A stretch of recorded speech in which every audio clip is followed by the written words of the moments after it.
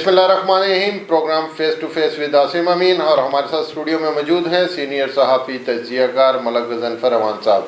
अवान साहब, बहुत सारे साइंटिस्ट ने अब बोल दिया है कि कोरोना सारा पूरी एक गेम थी और सबसे मेन चीज़ जो अमेरिका यूएसए बार बार कहता था ये चाइना का करा दे रहा है, लेकिन अब उनके अंदर के लोगों ने कह दिया है ये सब तमाशा जो उनसे है यूएसए अमेरिका का है। आसम साहब, मैं आपको आज सुबह की एक रिपोर्ट बताता हूँ जो मैं रिसर्च पढ़ रहा था जी। उसमें अमेरिका के यूनिवर्सिटी है, उसका एक डॉक्टर्स ने अपने थीसिस में लिखा जी। अपने बल्कि उन्होंने नोट में लिखा है कि अमेरिका, रूस, चाइना और जितने मुल्कों में भी ये वबा फैली हुई है जी।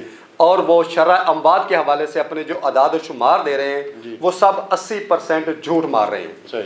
कोरोना कोई वबा नहीं है, कोरोना कोई वायरस नहीं है, बल्कि एक ये मौसमी नमूनिया मलेरिया है, वही इसका इलाज है, उसी का इलाज हो रहा है।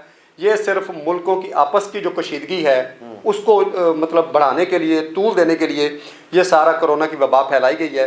अब मैं आपको बताता हूँ कि अमेरिका जो सदर हैं डोनाल्ड ट्रंप, उन्होंने चाइना को धमकी दी है कि जनाब जितना हमारा आपने कोरोना फैलाई, आप कोरोना फैलाने के जिम्मेदार हैं, अमेरिका आपसे अपनी अमवात का मुआवजा तलब करेगा। उन्होंने आलमी अदालत में अपने केस भी 2-4 मुल्कों ने आगे से चाइना ने आगे से कह दिया है कि जनाब ये अमवात हमारी वजह से नहीं हुई, आप अपने लेबॉर्ट्री टेस्ट करें, आप अपने साइंटिस्ट को चेक करें, मे बी ये वबा आपकी वजह से फैली हो। अब ये समझ आ रही है कि ये जो वबा है ये 2 मुल्कों के दरमियान है, या चाइना के दरमियान है या अमेरिका के दरमियान है। वबा के वाले से जो अमवात है उस पर झूठ है सारा।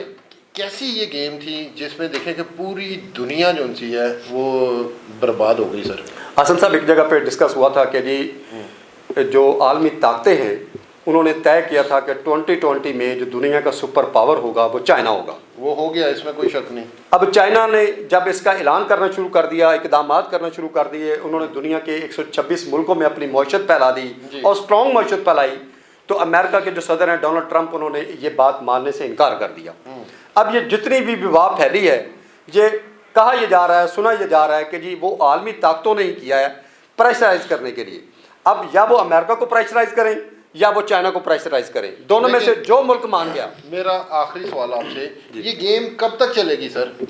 सर देखें, अब क्या देख रहे हैं इसका एंडिंग कहाँ जाके होना दुनिया है? की तो बात जो भी हो रही है, दुनिया की तो जो बात है हो रही है, आप सुन रहे हैं। आप हमारे अपने वजीर आजम साहब की बात सुन रहे हैं, इमरान खान साहब की, वो भी यही स्टेटमेंट दे रहे हैं कि कोरोना का 2 महीने, कोरोना 6 महीने, कोरोना साल, इसकी कोई टाइम फ्रेम नहीं है, कोई दिन नहीं है, कोई रात नहीं है, कब तक चलेगा हमें कुछ नहीं कह सकते।